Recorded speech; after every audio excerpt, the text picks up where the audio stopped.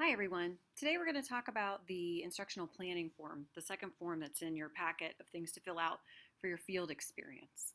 And there are a few things in here that I think are perhaps not intuitive that I just want to give you some feedback and ideas about, and we can always discuss this further in class if you have questions. So this form should be filled out before probably you do your lesson planning. The idea is it's based on backwards design or Wiggins and McTighe's work where you identify what are the ending things that you want for kids to be able to do. How are you going to measure that? And then what activities do we need to plan in order for students to be able to do the things that you want for them to do? So while you could do your um, lesson plans first, the idea is that you would plan your big picture first. So the first box is probably pretty straightforward. You're going to put a Common Core standard in there. Um, you're probably not going to have access unless you know the student to have their IEP or their written education plan goals. So I would stick with a standard that is in a content area, okay, so that you can link your instruction in with what's expected at the state and national level. The next part is in the form is called essential understandings, and really I think a better word for it is enduring understandings, and this is also tied to essential questions. And while you don't have to have essential questions, I think for gifted lessons, it's a really great idea.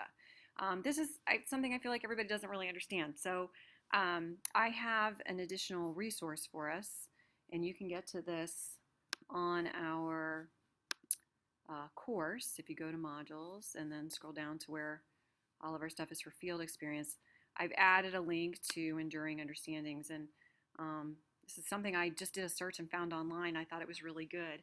But the idea is, what's a big idea? What is something that is of enduring value? So you're not going to list the objective of a lesson here. What you're going to do is talk about big ideas. So the examples that they use, there's the math one.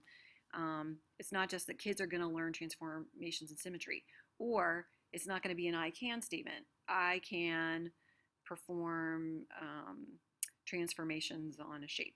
Okay, so it's not something like that. The idea is that it puts the learning in the context of why it's important.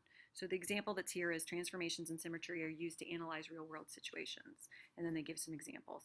So yours doesn't have to look just like that, but it's nice to have some examples to start with when you're writing your own enduring understandings.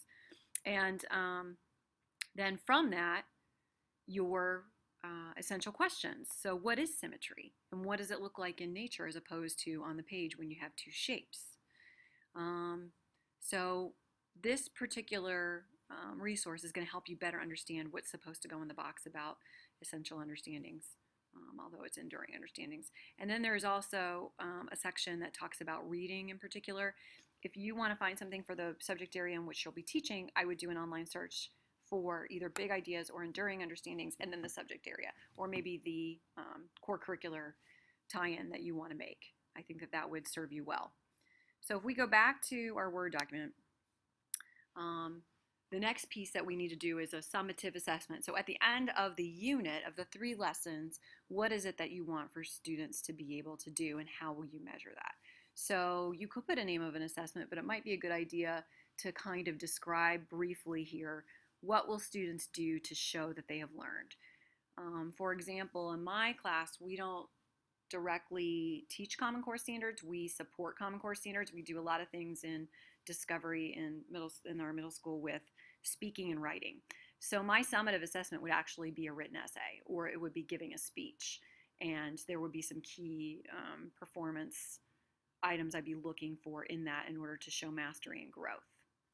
The next section is learning targets. What's the main thing that your unit is going to teach, written in the format of how students will demonstrate?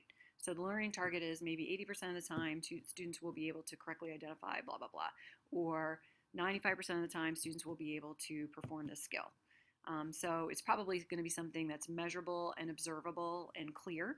So you want to have a next section for that. And then are there any kind of vocabulary things that might be issues for students? Could you include some words that you might need to define for them as a part of the work that they're going to do?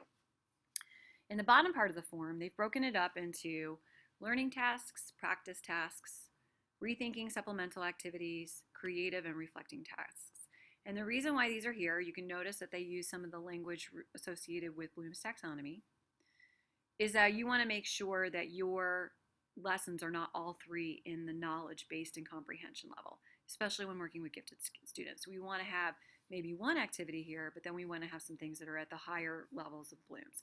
You don't have to have an activity under each of these areas. You're only required to have 3 lessons.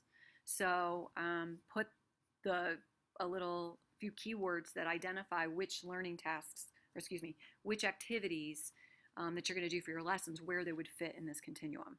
And then under all of them, there's a formative assessment piece. So formative assessments can be written and formal, or they can be informal, where you ask for students to put a thumbs up as to how they're feeling about the work that they're doing. So this does not have to be something that's written. It could be any kind of formative assessment in order for you to know that kids are successful and understand the task and are able to complete the task, that they have the background knowledge that they need, and so on. So basically, the idea is that you're trying to provide context for the 3 lessons that you'll be teaching.